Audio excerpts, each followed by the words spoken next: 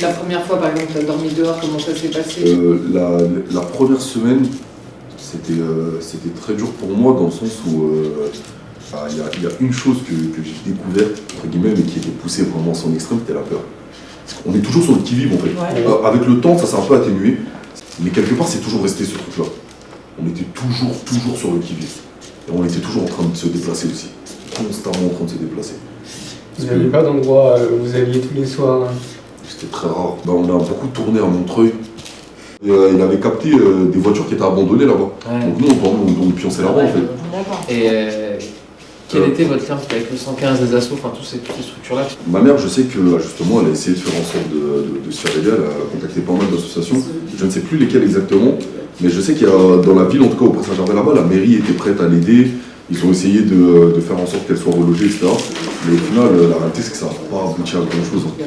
Mais du coup, on lui répondait quoi? C'est quoi? C'est les papiers? C'est les sous? Au niveau des papiers, c'était compliqué pour elle. Elle était très pénalisée à cause de ça. Mais aussi, souvent, on lui répondait non, pour l'instant, il n'y en a pas, ou il n'y a pas de place, ou elle n'est pas prioritaire.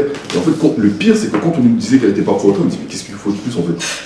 Elle a beaucoup d'enfants, elle est seule. Qui passe en priorité devant elle? Elle, quand elle demandait, on lui répondait jamais. Ça, c'était dingue, ça. Elle n'a jamais su. Après, il y a pas mal d'assos qui l'ont quand même aidé financièrement. Elle, par exemple, les restos du cœur, etc., ça, elle pouvait y aller. Il y a Emmaüs aussi qui l'a beaucoup aidé. Mais nous, c'était un ami de la famille qui s'appelait Cher, qui lui bossait avec la mairie du Prince-Gervais. C'est lui qui a entrepris les démarches et qui s'est battu pour qu'on soit relogé à ce temps après. Et c'est là où on a repris contact, elle et moi, parce que c'est...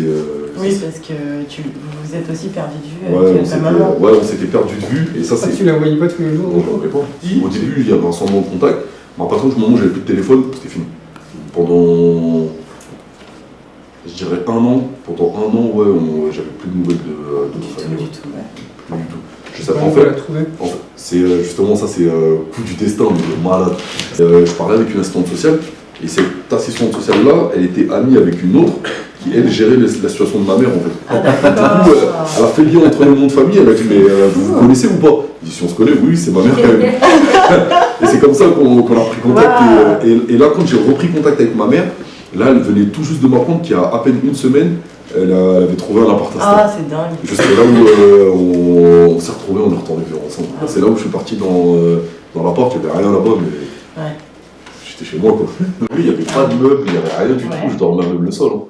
Et pendant très longtemps, même quand l'appart était logé, j'avais un peu de mal au départ. C'est vrai, c'est un stigmate, c'est difficile de s'en détacher. Je pense que je m'en détacherai jamais. Donc en tout, t'es resté combien de temps dans cette situation? En tout et pour tout, 2 ans et 2 mois à peu près, je crois. Mais 2 ans, c'est long. Oui, c'est super long.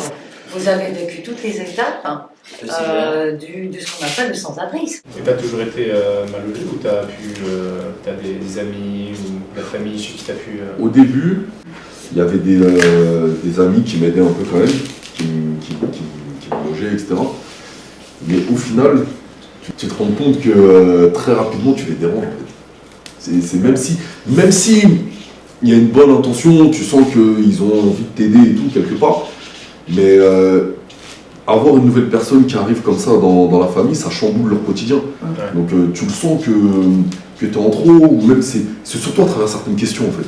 Il y a un moment où on te demande t'en es où, qu'est-ce que tu dis, voilà, comment ça se passe pour toi, est-ce que ta situation elle va bientôt s'améliorer. On te fait comprendre que... C'est ça, et c'est là où tu sens que tu dis ah ouais là, je dérange un peu, tu vois.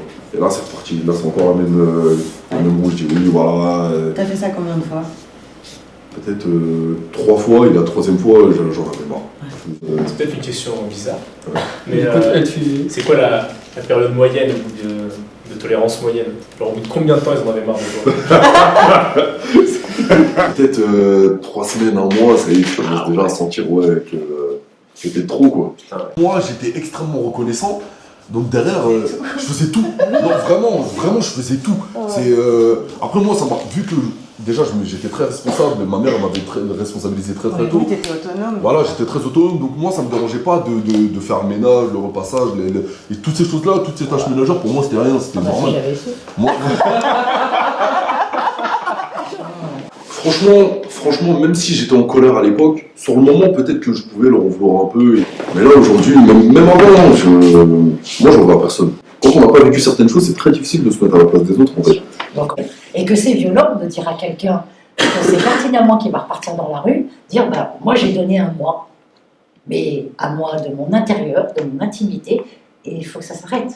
Je préfère un vrai nom sain et voir, on se débrouille, on trouve à manger, il va se laver, etc., que de l'accueillir chez moi. Oui, c'est vrai.